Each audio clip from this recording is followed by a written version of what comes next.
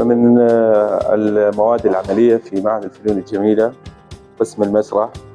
طبعا هاي المادة في المرحلة الرابعة. هي مادة المكياج.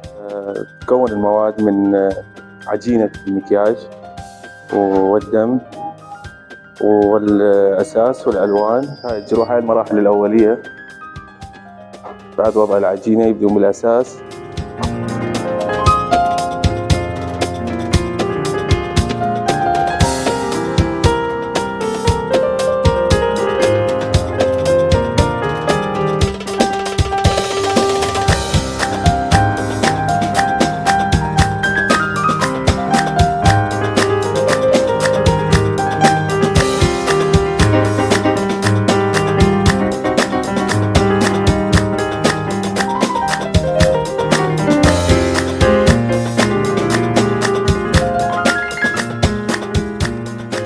أو الحروف العميقة نشتغل الطلقة.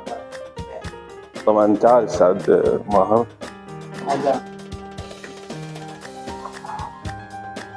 نشتغل الطلقة. وهذه المادة من المرحلة الرابعة قسم المسرح. نترك الطلبة إنه هم بيناتهم يشتغلون، يصير عندهم ممارسة بالعمل.